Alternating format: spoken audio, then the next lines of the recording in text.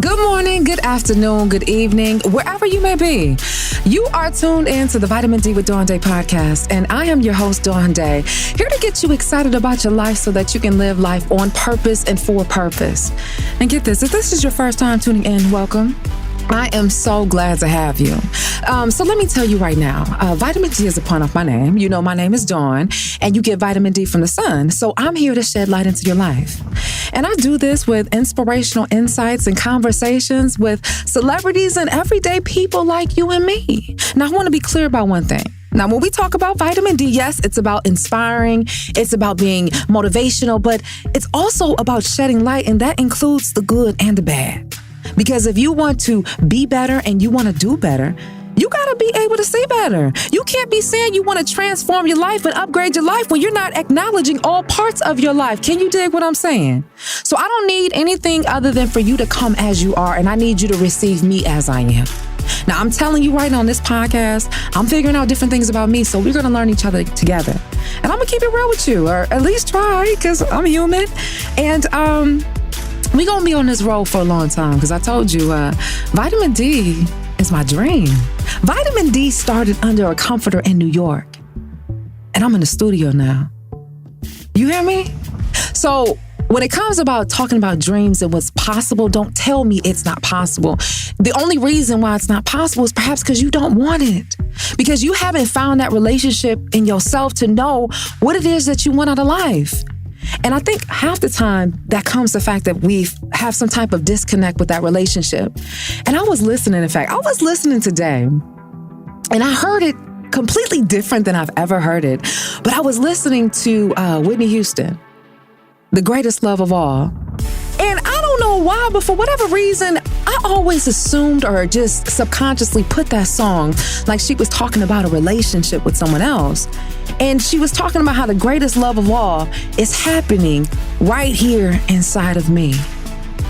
Yo, half the time when we think about love, we think about passion. We're searching for it in everything outside of us, but it's interesting when you tap into yourself, which is what vitamin D is about, unleashing the light where you can come. And so that brings me to my guests today. Oh my gosh, just looking at them, they got love dripping all over them. And I'm excited to bring them to you because they're investors of a very profound wine company. It's entitled Teneral Cellars. And the company has a great mission. The mission of the company, if I should say, is that they strive to empower women through their brand, and they pride themselves on openly supporting movements for gender, racial, and human equality, right? And they're married, they're together, and they brought me some wine that we're going to be drinking on the air. So in case you hear anything that's a little woohoo, just know we just had a cocktail. But I'm just excited to dive in because it's a beautiful thing when you can see love in all different shades and colors and shapes and sizes because you know love by the way that it feels. So we talking love today, we talking wine today, we talking dreams, we talking everything in between. So without further ado, it's time for your dose of vitamin D. Get your vitamin D right here with me and get excited about your life. Hey. Y'all sit there so quiet and nice. Yeah. You know, I was like, I don't know the rules. I just felt like I should be quiet because when I would be doing that, I would be like, don't look at me. I'm nervous. Don't look at me. So, guys, I want to welcome you to the podcast. We have two investors of Teneral Cellars.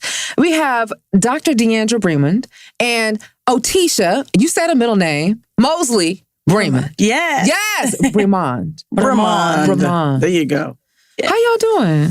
How you doing?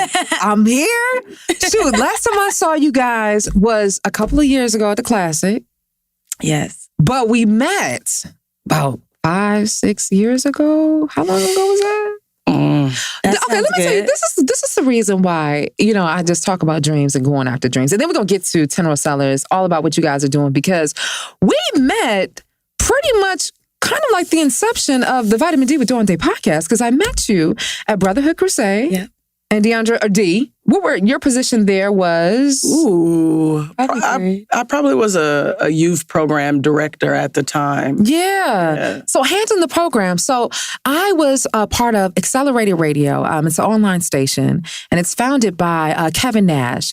He is a jock over at KGLH and here in Los Angeles, California. Shout out to K Nash. Shout out to Kevin Nash. You know, he definitely made it paved the way for me. But I saw this online station when I lived in New York, and I was trying to get on air. And it's hard, being a small fish in the ocean, because you got the big leagues are in New York.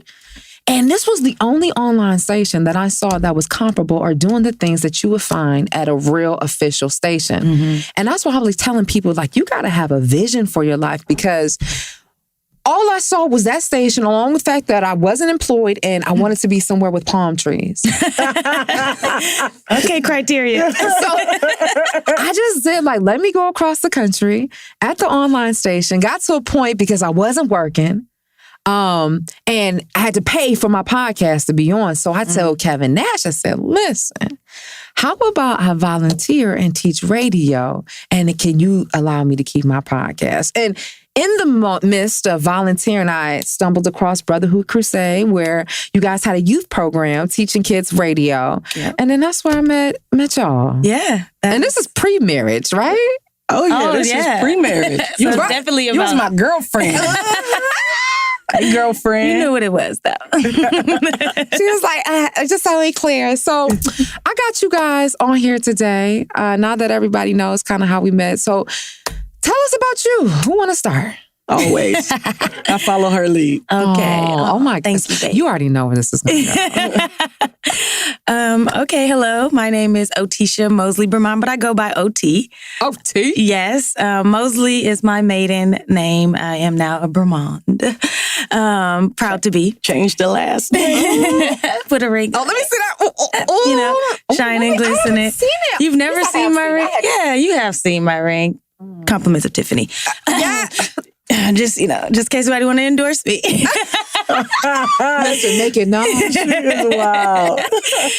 But no. I'm OT. And so let's see. My journey started at Brotherhood Crusade with youth development programming and working in South LA. Growing up in South LA, I've always had a passion for the community. And I'm a product of youth development programming, so I knew how important it was for myself to give back and reach back and give kids what I was able to gain from those types of programmings and more, bring my beautiful, creative self to everything I do. Yes. So starting at Brotherhood Crusade, I learned a lot about what I liked, what I didn't like, what I wanted out of life, and what type of role model I wanted to be in the world. And so while working there, of course, it's a family business. So if anyone's ever worked with their family, there's beautiful things about that, but there's also some challenges to that make you want to be like, you know what? Never again do I want to be around family this much, but I love my family. But through that journey, I understood that I wanted to be in a world where one could be creative and two could make an impact outside of the African American community. Although it's important for us to, have our own things and build within our community, in order to make change, we got to infiltrate some other communities, if you understand what I'm saying. You got to go in there and shake it up. Okay, you got to shake some things like Michelle, shake the table. Hey. So understanding that, I always knew that I wanted to take my talents to South Beach. I'm just kidding. That's a LeBron. That's a LeBron reference right there. I'm a LeBron fan. Okay. But no, I always knew that I wanted to take my talents somewhere outside of my community, and so I just was kind of going back to what you were saying, manifesting. Hey. All the things that I want. I knew I wanted to be in a creative space. I knew I wanted to be somewhere that was for-profit. Hear that, for-profit. Nonprofit, I love you, but I needed to make some more money in my life. And I also knew that I wanted to teach other communities about why it was important for our community to be uplifted in their worlds. And so, through that, the universe sent me a beautiful opportunity to work with Teneral Cellars. One day I was invited to a tasting that Teneral was having for an organization that my wife is a part of. And through their wine tasting, the owner, Jill, was talking about her mission, and what she was really looking to do was to uplift women and uplift women of color, particularly in the wine industry. Oh, wow. And so when she said that, you know, of course, people always say, you know, hit me up if you want an opportunity, I want to work with people, blah, blah, blah. So I was like, okay, let's put this to the test. I also was testing myself because I'm not aggressive. And my wife always says, You just said that you were Aries. You don't think so? no, I'm not. I'm aggressive sometimes, but not when it's like At home.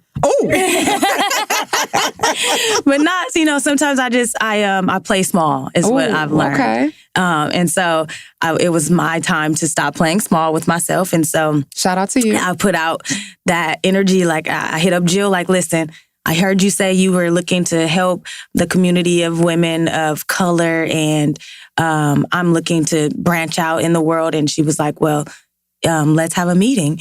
So we met.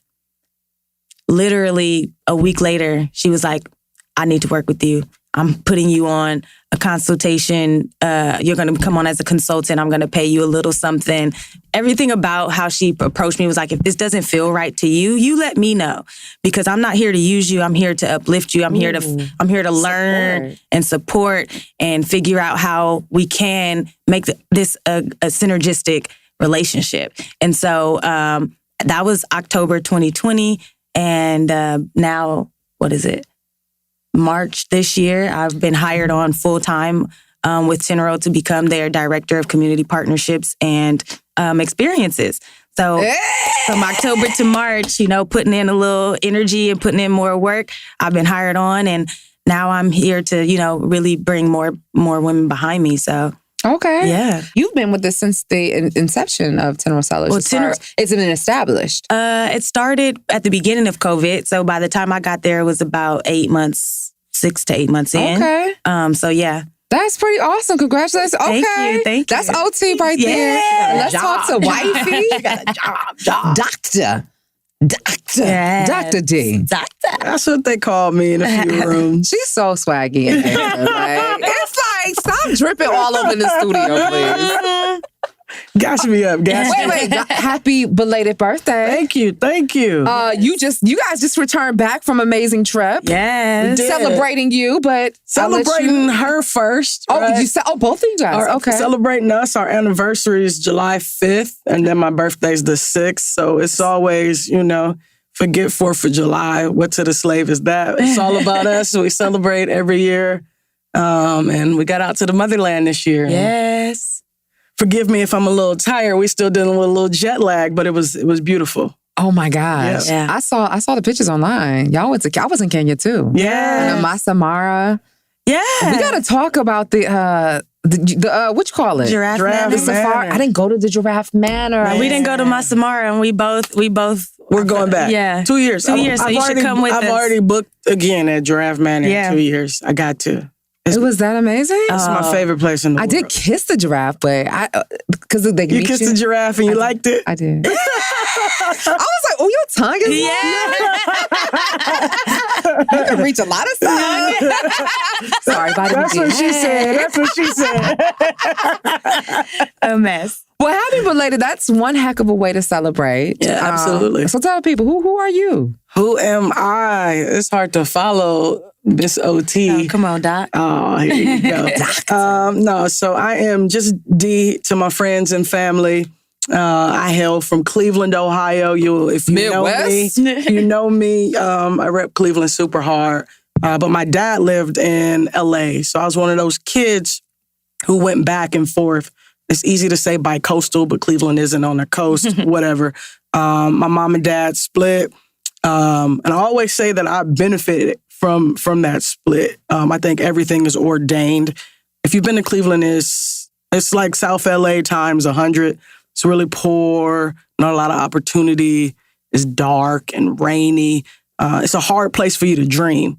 Whereas if you come to LA, you said you came out here for palm trees. Right? I always tell her, like, the projects has trees, like palm trees. Right. And you can get to the beach in 20 minutes. Exactly. And you can see every now and then a Rolls Royce on the freeway. So you know that there's other things out there. And I think because of that, I was able to be exposed to so much coming to visit my dad out here in LA. And a big part of that is who I am and how he shaped me. May he rest in peace. But I moved out here. It was always a dream to move with my dad in LA. It was like LA or Cleveland. And I love Cleveland. I hate to say this on the radio because I know my Cleveland fam will hold this against me.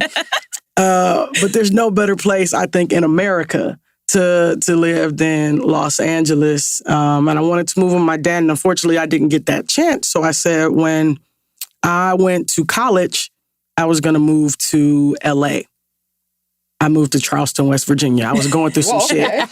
Just went left. Yeah, that I didn't end up there in undergrad, but I had a chance to come to LA for my master's. My dad actually died while he was getting his master's from Pepperdine University, which is in Malibu, California, the most beautiful campus in the world. And my grandmother also went to Pepperdine back when Negroes wasn't getting degrees. Pepperdine actually at the time wasn't in Malibu, was on Vermont in South LA. So way back. So it was a legacy thing. I've always wanted to be able to fulfill a legacy, or had this dream to fulfill a legacy. So fast forward, I moved out here for grad school and met this pretty lady to the right. Wait, y'all met in grad school? We met in grad school. Ooh, tell me real quick. We did. What happened? So you saw Shuddy over there, you was like... Yo, we're going to disagree on this story. We do all the time. But I'm going to tell my version, Okay, and then you check me when. Oh, gosh. But actually, we had a mutual friend who was, we'll just say dating, because we're going to keep it PG on the radio. They can handle it. The homies can handle it. The homies moving out here in LA, I'm excited. We had a mutual friend. He was like, yo, you got to meet this girl. You guys both go to Pepperdine. And it wasn't even on it was platonic, but you guys would vibe. She's super cool. I was like, all right, Corey. Corey wants me to meet everybody. Corey Nash, shout out to you. I haven't talked to you in forever. But he is probably the reason for our union. So I definitely want to give him that credit. But we met the second time, met the first time. We don't really remember the first time. Cabo Cantina on Sunset. Mm-hmm. But I was faded. This is that first time. This that first time. She also was sitting next to a very pretty lady that I was like, oh, they're clearly together. So and I wasn't, at the time I was definitely not dating women or anything. D is your first? Yes, first woman I've ever kissed or anything. Powers, girl. What? She up here flipping switches on them. I got powers. No, it is crazy. As a lesbian woman, you can't hang out with a beautiful woman. It's always even when I go out when I'm not with OT, I'm like, yo, shorty, this is the homie. This is sanctioned by OT. Everybody relax. Chill, just chill. I can have friends. It's strange. Anywho, so we didn't really pay each other much attention that night. But we ended up in Vegas. Wait, were you checking for her that day? Or you just said, oh, she with somebody? You weren't looking at her like that. No, it was just hey, oh, they're cute. Okay, gotcha. Okay. Yeah, we was just chilling. It was a big group of us. I was faded. It's fuzzy. But fast forward, I do remember New Year's Eve. Crazy thing is, I was coming from Cleveland. I always go home for the holidays, or at least try to. And I had a layover in Vegas. The homie Corey again. Shout out to Corey. He's like, yo, just hop off the plane. I'm probably 22. I was like, all right, I'm going to just get off on my layover and go to Vegas. So I called my uncle, pick up my luggage at LAX. I'm going to stay in Vegas for the new year. And Corey is a boy. I mean, I know I dress. They are different. They think different. He invites all these people to stay with us in the hotel. Mind you, it's New Year's. We're poor. 10 years ago, we have came so far. I was so poor. We were staying at the Howard Johnson in Vegas with 2 bedrooms. Mind you, the Howard Johnson, because it was New Year's, was like $400 a night. It was crazy. Mm-hmm. And so we're trying to pile as many people in there as possible because we are poor. thinking about it. But OT's with like 6 people. Like now we Not can all okay. It's a whole bunch of the homies. So that we was like, nah, It's not gonna this work. not gonna work. Mind you, I got my dog. So OT, they always say I'm white because of this. My dog is in the bed. When Is this Princess? This is, you know, Princess. Why do I shout out to Princess? Because Princess is all on the gram. Listen, that is my baby. She about to be 13 in 2 weeks. Yeah, I know Princess. Like I'm Yes, Princess. And so they don't end up staying with us, but we kick it that night.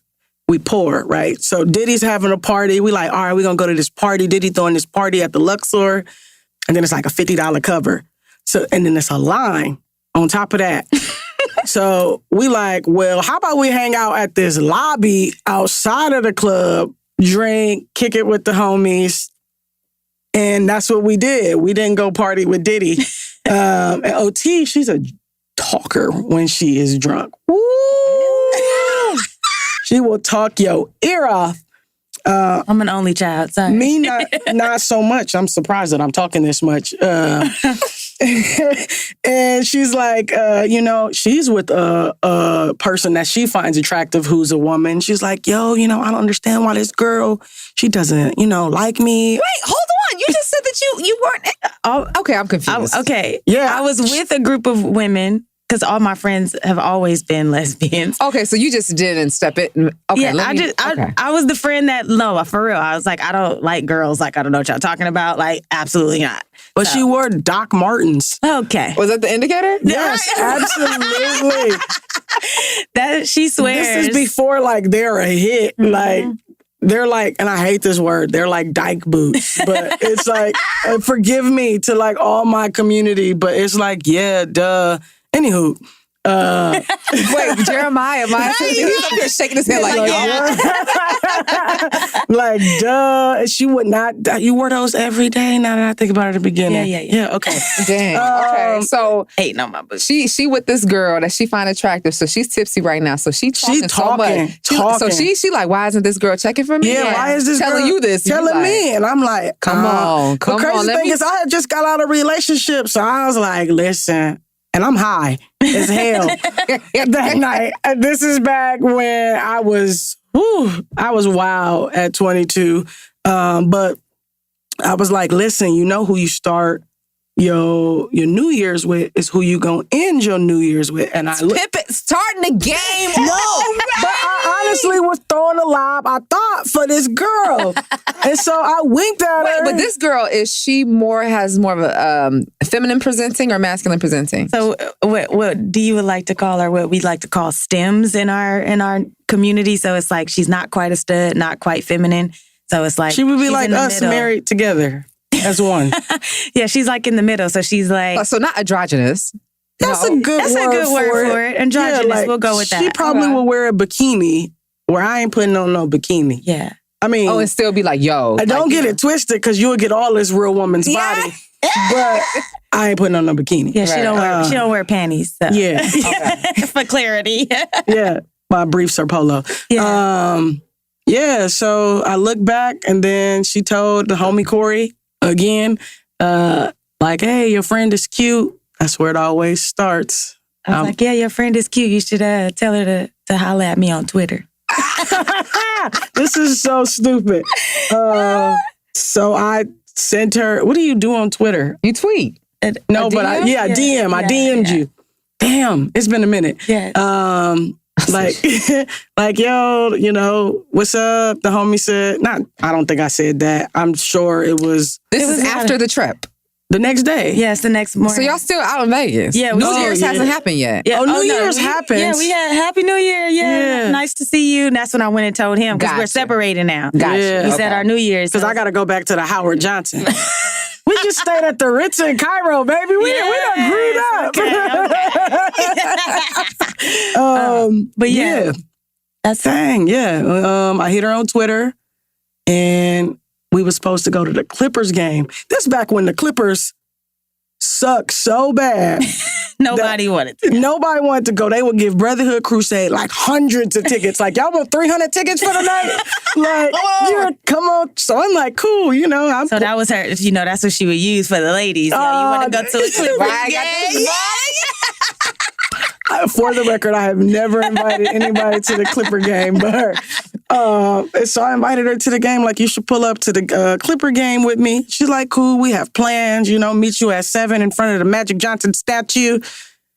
And she stands me up. Oh, yeah. That's not quite a stand-up because I did cancel. She did cancel, right? But she hit me with, I got to do something for my grandma, so I'm not going to be able to make it. And I was like, all right, cool. I'm not tripping. Mind you, we got 300 tickets, so I'm with a whole lot of people. She don't know that. And so that night, she pulls up to the house with an Ohio State sweatshirt on, which is, to me, is like Nirvana, the Ohio State University. For those I didn't even know she was from Ohio, I don't think. Who don't know. And we're lesbians. She never left. And here we are. Literally. She wasn't that mad about the game, clearly. 10 years later. Wow. Yeah. That's pretty much how. And you was just like, this is she it. Like, how did you know that was on to your wife? Y'all just skipped over that part. Like, okay. Wait, like, how did I? Honestly, my grandma passed away. 7 years ago. And OT was there, and I'm the only grandchild. And I asked for her mother for some strange reason in the moment. And possibly me and my mom weren't having a good relationship at the time. And her mom and her stepdad was there. And as my grandmother took her last breath, it was like my family, OT and her family. And it was like, oh, shit, this is serious. Like, I love this girl, and that, like, she really, rides for me. And then on top of that, my auntie hit me with the, are you dribbling or are you shooting? Because y'all done been together for 5 years. Where? Dribbling, you shooting? Nobody says that. Every time I say that. Sounds like, you playing it? It's a basketball analogy. Yeah, you like, dribbling? Are you shooting? All right, going for the net.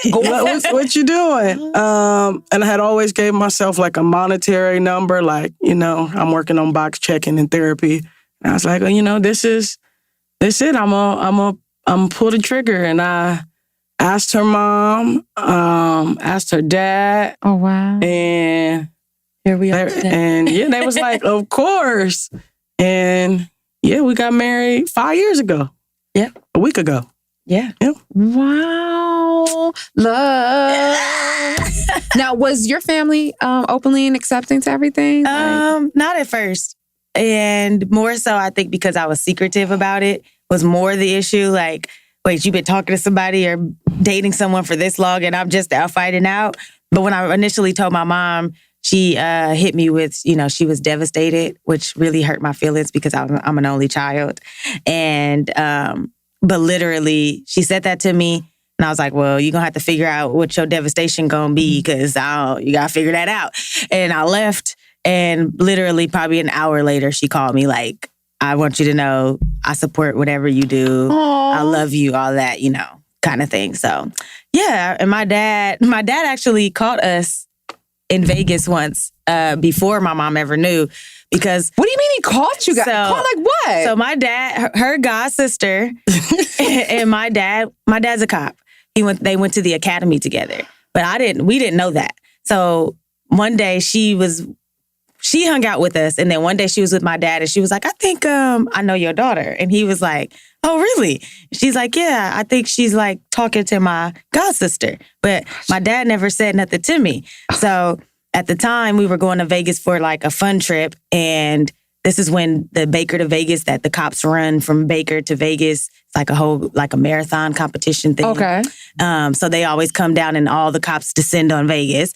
And my dad runs it all the time. So he came and we were sitting at a restaurant, and he walks up because we were with his partner.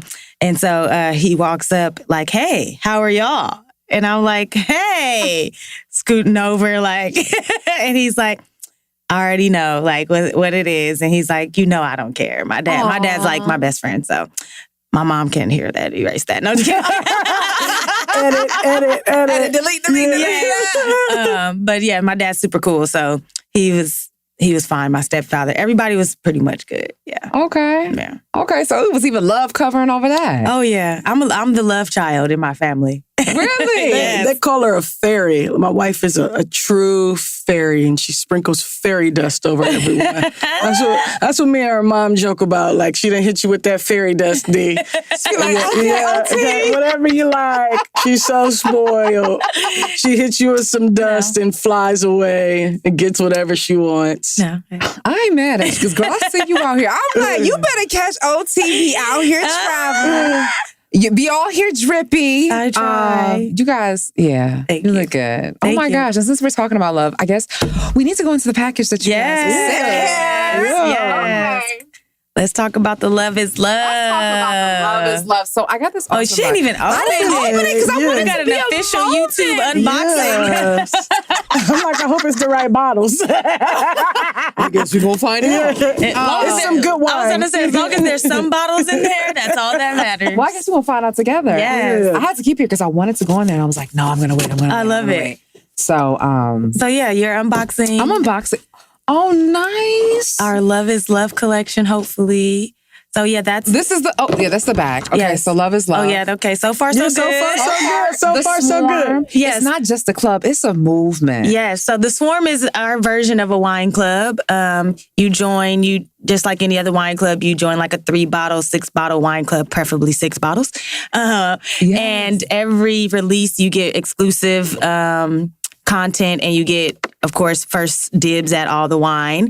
And there's also a movement behind it because all year, part of being the Swarm is we educate about different initiatives. So the Love is Love collection is primarily to uplift the LGBTQIA plus community, but also just to promote love in general, that all forms of love is love.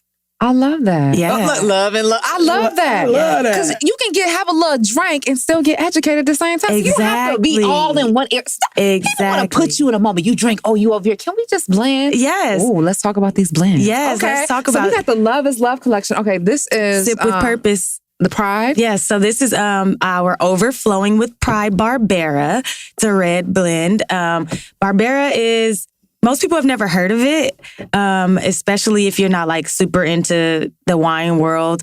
But it's one of those, it's close to a Merlot, but much more sophisticated is what I like to say. One of the things I will say about Teneral Cellars wine is we're trying to take the stigma out of wine that it's, for bougie and for, people who have a certain level of je ne sais quoi, whatever. It's really, wine is really about an experience. Everyone's experience with wine is a true experience. So if you taste a wine and you say you taste whatever you taste, that's what you taste. Although there is a profile that has been put behind it, but tasting wine is really about experience, your personal experience. So if you've never tasted a blackberry, but they say it's supposed to taste like blackberry, you're not going to taste that, because you've never had that before. But if you taste it and you say, you know what, it reminds me of my grandmother's blueberry jam that she used to make. That's what you taste. You taste your grandmother's blueberry jam, and you're not wrong, And so that's really what Teneral is trying to bring community around. Your experience is true. Everything about what you go through in life is true. Embrace it. And so with our wine, same thing. When you taste something, that's what you taste. That's what you're experiencing. Experience it the way you want to experience it. So you have the Overflowing with Pride Barbera, and you right there in that white blend. You have our Uprising Chenin Blanc, which is an ode to the Stonewall Inn.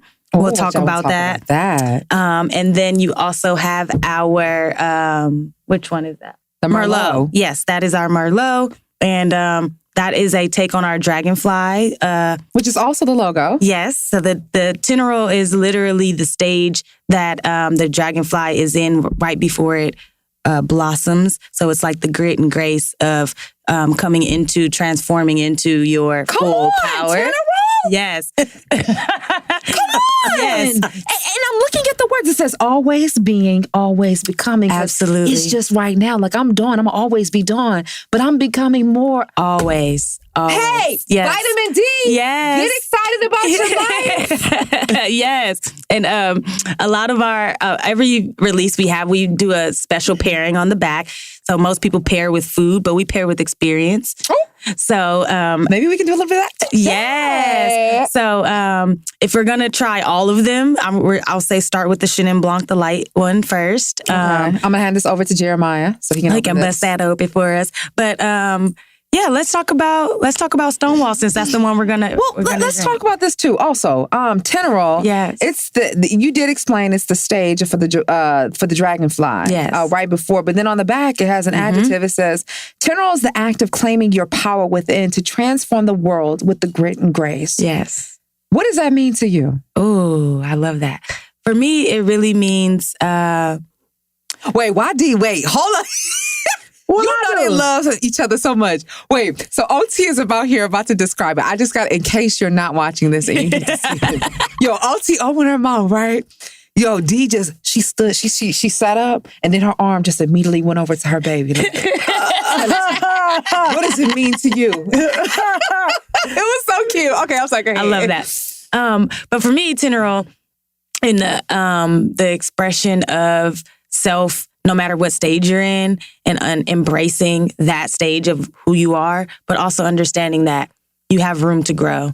No matter what you're going through, you may not like the stage you're in, but it's the stage you're supposed to be in. Oh, catch it. And so the stage and for me, this is always like, I have to bring myself back and remember that, like, you're never going to be perfect, and understanding that perfection is where you are right now. And that's what Teneral is for me.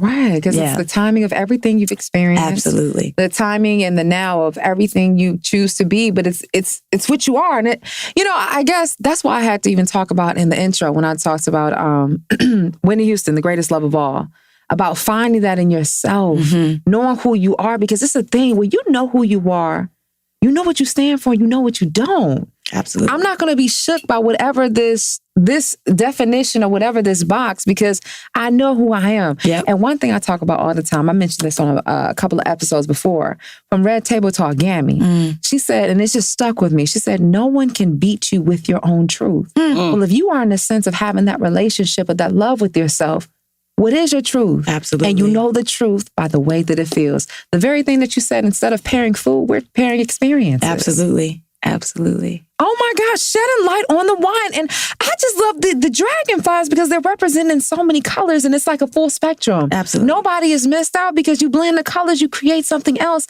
and it's infinite a possibility. Yes, absolutely. Absolutely. And along that line, that's what Teneral is trying to do, make people understand that separation and being, different, that's actually something to be celebrated. Being different is okay. But in order for us to move forward, bringing those differences to the table pushes that agenda even farther, because what you don't have, I have. What I have, you don't have. And when we bring all that together, the locomotion of that train it's unstoppable. Wow. And the train don't stop and just keep going. Absolutely. What they say? Toot, toot, toot, toot. Let's go. Let's go. So we're opening this wine. Believe it or not. Did we get it open? It's not in there. So we forgot the wine opener. Okay. Look Can at you go us. check in the kitchen and see if they got, so would it fell in there or? Listen, we can still drink that as long as it's open. Okay. Y'all don't want me to go back to my college days. What is that? We get some wine open. Okay? No matter what. Well, we could talk about what's we can so talk tell about me Stonewall. about the Stonewall. So, for those who don't know, Stonewall is the Stonewall Inn itself is a bar in New York where the Stonewall Uprising took place, which is the LGBTQIA uprising. And just in case, anybody that's not familiar, can you explain what LGBTQIA, and then you said a plus. Yeah, because there's always something added or taken away. So of course, L, lesbian, gay, bisexual, transgender, LGBTQ, queer. There used to be or questioning. I was going to say there used to be another Q for questioning, which is now in the plus, I guess. Okay. I for intersex. What's intersex? Ooh, that's a good question. You're gonna have to look that one up. Okay. And then A. And then A, that could be advocate, ally, asexual, but that's why they have the plus, because it depends on who you're asking, kind of thing. And how you identify. Yeah. And then there's so many more identifications now that that's why it's at the plus, but that's the general. Yeah, Jeremiah was telling me something. He said there's TERFs. Okay, that's new for me. Okay, he just bring stepped out Jeremiah the studio, 'cause back. I was like, Yeah. he can explain it, but it was like not accepting to those. I don't want to misconstrue. Yeah. But it was like you're not accepting of trans. Like if you're not a man, you're not a woman. You can't, put on and say that's what you're representing as. He's coming in here now. Look like he's running. Yeah. But okay. Yeah. Okay. So as you were saying, so Stonewall was for LGBTQIA. Yes. So it was an uprising in New York where at this bar, well, back in the 60s, I believe it was. Yes, 69. Yes. You couldn't, Dance. verbally be outwardly gay. And there were certain bars you went to if you were of the community that were considered safe for you. And so this bar is where all the gays were congregating. But of course, it was still technically illegal to serve people of the community alcohol. So the police had discretion to kind of raid bars whenever they wanted. What? You couldn't drink alcohol? You couldn't serve alcohol to people of the LGBTQ community. Why? It was illegal. Because of what? Because of the Because you world didn't we go live home in. and have sex, gay sex. And so, because that was a part of the culture at the time, this bar was raided by police officers. But in the midst of that, like anything else, they took their power a little too far and began to manhandle some of the patrons in the bar. And they decided this was it. They were no longer going to accept this type of treatment. And so they fought back and decided, no, we should be able to drink like everyone else, congregate like everyone else, party and love who we want. And so for, I believe it was 3 days, they took over this square in front of the Stonewall Inn and didn't allow any cars to come through, didn't allow any normal activity to happen. Oh, and wow, the police. the patrons. The patrons, okay. Yes. And so there was a 3-day battle of, you shouldn't be here. We're allowed to be here. And it changed the world on how LGBT A lot of lives were lost. Absolutely. Absolutely. And Dang, just for you being yourself? that's not too far-fetched from where we are today, right? That's facts. But that movement really changed the trajectory of the LGBTQ community and how it was viewed and that's where the Pride Parade and the Pride movement kind of birthed from.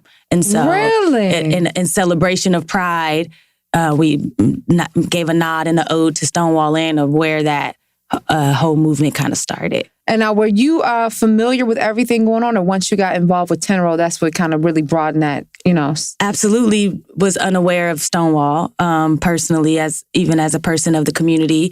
I think there's also, let's be honest, a disconnect between LGBT people of color and the white LGBT world.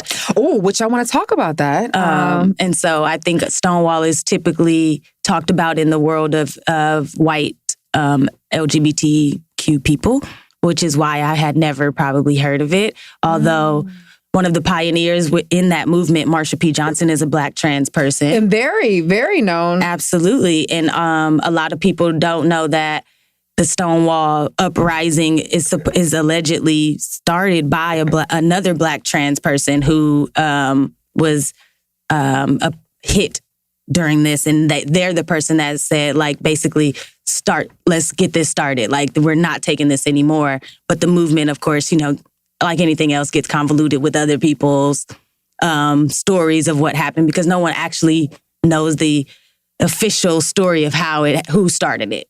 Yeah. So Marsha P. and Sophia, I can never remember the last name. Those two women have been credited with most of the movement, but there are tons of other people in the community who were a part of that as well. But yeah. And so how do you feel as though Stonewall and its history is being preserved today? I think the fact that the bar itself still stands. I think the concept of safe spaces is number one.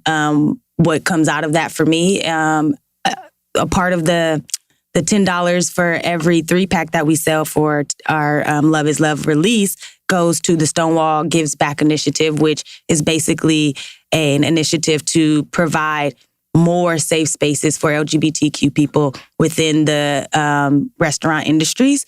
And so they're funding and helping others basically make their bars more safe and understand what criteria that looks like for places to ensure that they are safe and make that like a worldwide national type of criteria for everyone so that we understand what it means to keep people safe within our communities, whatever that is. And it's so dope because even this collection, being entitled Love is Love, what stood out to me, it just represents when you said creating that safe space.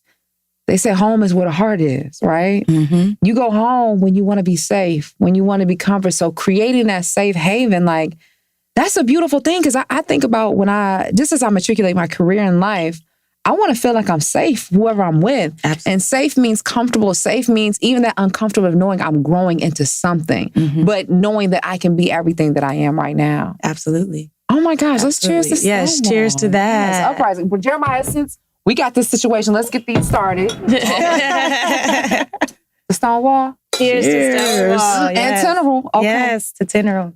Oh, let me see. Yeah. Okay. Okay, so wait. We got Yeah, see, I didn't even have to tell her. She had to swirl her. Jeremiah, we got a couple more bottles. We might need to go a little lighter on these on these pours. tastings. Yeah, this is just a love. Yeah. Yeah, so Okay. swirl, you sniff. Swirl, and then these are the notes for sniffing. Yes. You've been wine tasting. Yeah. So what are the notes in here that we make? That's what I was going to ask y'all. What do y'all smell? Okay, definitely a white grape. Okay. Okay. Yes, good, Okay. good. Cedar. Okay. Seriously? What I tell you earlier. It's whatever you want it to be. Whatever you smell, baby girl. But yes, okay. Okay, let's see. D, what you getting over there? Because the reason you smell, go ahead, D. Pear. Yeah, very good. There is some pear.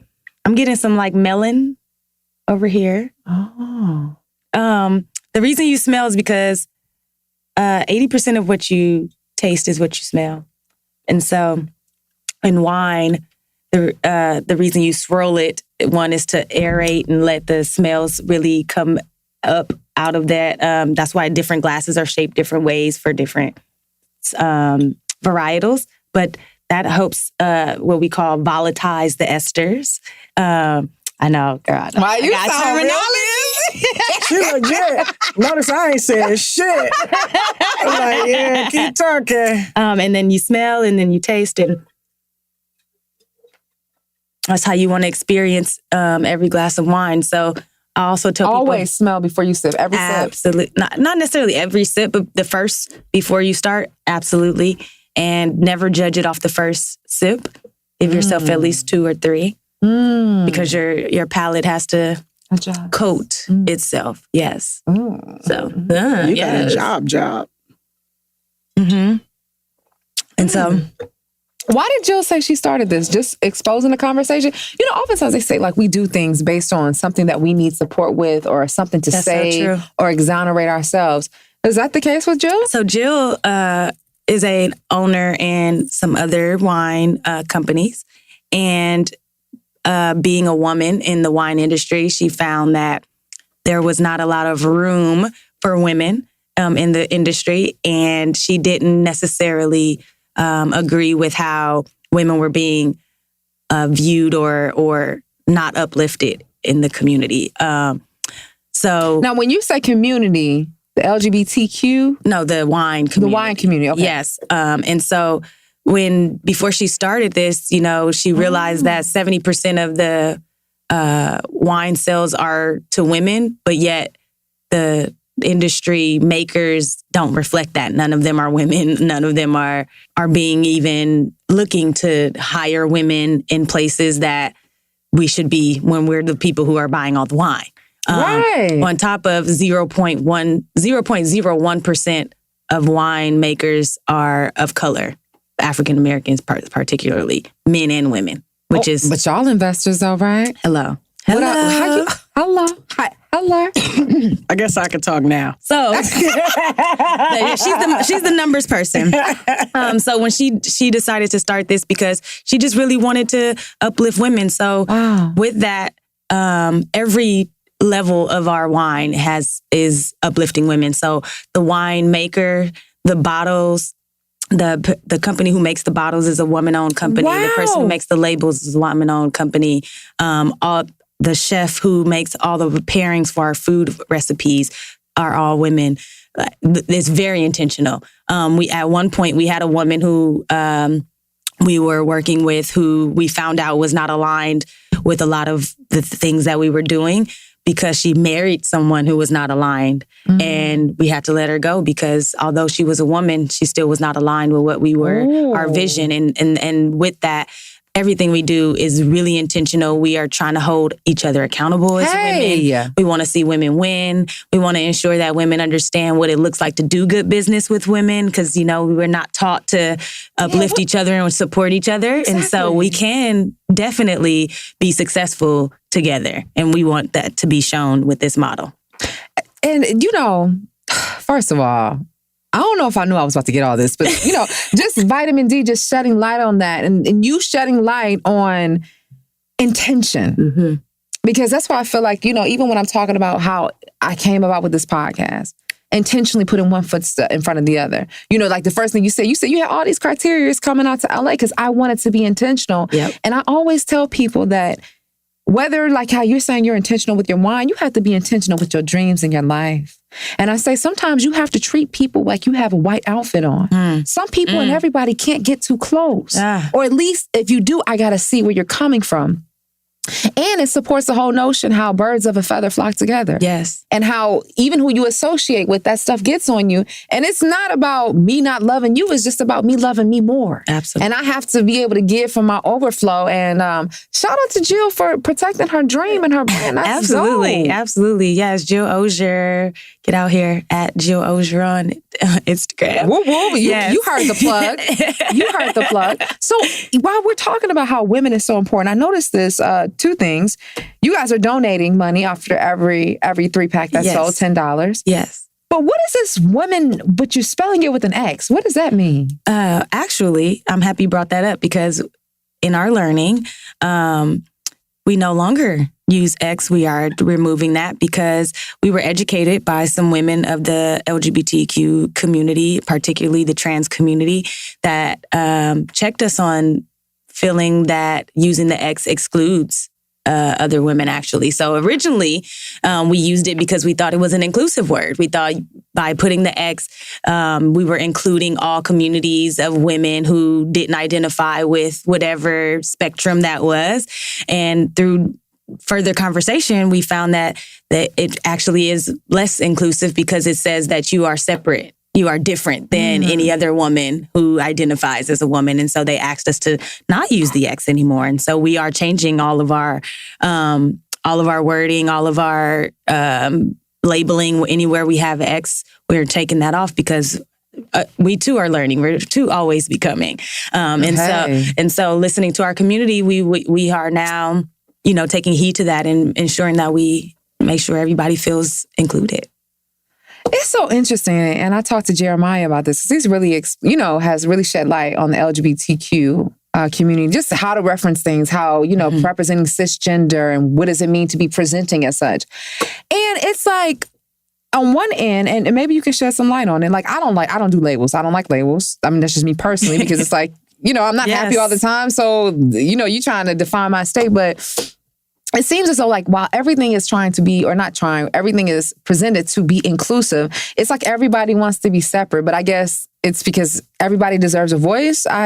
It's just interesting. And just like you said, I was talking to him in the car and I was like, wow, well, you're stepping forth in this. It seems like you're excluding or exiting out someone else. Absolutely. I think a big part of it is we're trying to box people in. And the reality is that all of this is individually. And if you ask me or if you ask OT, our experience as it relates to sexuality would be very different. No different than if you talk to a trans Well, tell us person. right now, what's your experience? I guess, shoot, I'm 33. Lord, I've experienced a lot, but I think I'm super blessed in terms of the support that I've received. As being, I'm so greedy. I'm like, ooh, let me drink the rest of that. Hold on. Give me some uprising. This is my favorite. It's very good for the summer. Super light by the pool. So don't take mine. But yeah, I think that I've had a lot of support, and I don't really look at my sexuality like at all. You telling me growing up in Ohio? Listen, So was it like you always dressed the same way? Did you have the bows and the dresses? So I went what's the proper, how do I identify you? And when I say that, do you identify as a stud? Do you identify as masculine presenting? What is your... I don't really identify myself as anything, but I think that others would identify me as a stud and masculine presenting for sure. I wear suits and ties to meet in. So, but everybody can't be a stud. Some people have to be a dyke. Because this is a racial thing. Maybe, no? Yeah, maybe. Listen, it's hard. I always say that the terms are depending on the race. Like, to me, a dyke and a stud are the same. It's just white woman versus black. Yeah, I just learned that today. Butch versus stud. Yeah. Okay. But growing up in Ohio, I hooped. And I was a star. Hey, what's your position? Point guard, about 50 pounds ago. But OT, this is funny. My mom sent her all my high school articles because she wasn't believing. So you were that deal. Listen, I be trying to tell her. She was I have to go on the court with you like, my handles, but I got a jacket. All right. Listen, I paid my way through college shooting the three ball, but it was weird. Like, my mother struggled with my sexuality. Well, let's talk about, how did you know? When did it start? Ooh, kindergarten. I kissed Deborah Bridges under the... Oh my God. I hope, I don't know what that just did for her. In kindergarten, I kissed Deborah Bridges. Second grade was Mrs. Garrett, my substitute teacher. You kissed your substitute teacher? Whoa. That's how she knew. She was so fine, and she had on a pencil skirt. And now I know that she had on a push-up bra. I used to help her with everything. She was fine. And then I did have boyfriends. I was super popular. I went to Catholic school and it was real small. But the boyfriends were like, we hooped together, we wrestled. I was like, what did my friend call me the other day? It was so cute. Penelope. From no. What's her name? Spinelli. From Recess. Oh, wow. So boyfriends weren't really boyfriends to me. I had them, but they was the homies. And then, like, 9th grade, I was like, oh, shoot, I like this girl. And then my best friend was like, well, you should tell her. And I told her. And then I liked a lot of girls. And the rest is... Well, your family was like, okay, cool. Like, you just started dressed differently? So I was actually, because I went to Catholic school, right? You know, think plaid skirts and long socks. You had the tall socks. You better listen. With the Birkenstocks? Did y'all do Birkenstocks? I'd say she's such a hater. Don't hate on the Birkenstocks. And so, but my best friend Ralph, shout out to Ralph, I used to go to his house before school and change into his clothes. So I would leave my house like one way and then go as how I really wanted to leave. But I always felt nervous to come out to my mom. My father was gay. So say it again? My father was gay. So when he divorced my mother, I had a stepfather on my mom's side whom she married. And my dad, he couldn't be married at the time, but he was with a man. And so I know how much my mom disliked the fact that my father was with the man. So I always struggled to come out to her because I didn't want to disappoint her. That was a pain point, a big pain point in her life. But I wasn't a really good liar. So I came out at 14 and she was just going to have to get over it. And She didn't for a while, but then she did, and then she didn't. But we're great. So you didn't care what nobody else thought? You didn't care? Oh no, like you didn't. No, my family, man, like, or your friend, like my family taught me that, like, I was brought up like that. I was a queen. Like, I was the best thing since sliced bread. I couldn't do any wrong. And they poured that into me, like, on both sides. Like, I was taught that I could have my own opinion. The grown-ups in my family hate it now because I don't do what they say. And I believe that, like, you know, like this doesn't make me any different. And I never struggled with it. And I know that I am so blessed because of that. I struggled. Now, through therapy, I recognize that I missed, like, my mom at certain periods of my life. But I had so much support, different mother figures, different father figures after my dad died. My aunt was my best friend, her best friend was a gay man who was my dad. And life was good. I was just a regular teenager who wore boy clothes. I think that was harder for my family than anything. The fact that I wanted to wear boy clothes, particularly, like, my family out in LA were super political and tied to the community. And then, like, one day we have galas every year. I don't know if you've been to a Crusade gala. No, I think I need to. I think Vitamin D needs to be there. Yeah, you need to be there. We need to get some cups. We're not going to have it this year because COVID is still tripping. And very well alive. But next year I got you. But my aunt was like, do you really have to wear that tie, Diandra? And I was like, this tie is silk and Ralph Lauren. Okay? It's getting worn today, and she's never questioned me ever since. And I think that's why people respect me. Like, you're going to get my authentic self in the room regardless. Although, like, I wear boy clothes, I am the girliest person, and, like, I'm more girly than OT. Sure. So I think, like, what does that mean? Like, girly what? Like, I'm not doing really, like, I don't like to sweat. I'm not picking up shit. I just got my nails done. I get my nails done and my feet done. Like, no, like, like, I am a woman. So if you asked another stud, it would be, different. I just am who I am, and I like a good Ralph Lauren suit and some nice loafers. It's just how I feel comfortable presenting myself. It's like, on Big Daddy, when he put those sunglasses on, the little boy had powers. Like, when I put on a suit and a tie, it's nothing in the world that I can't do. And I get this, like, privilege because of it, like, masculine privilege. Get your vitamin D right here with me and get excited about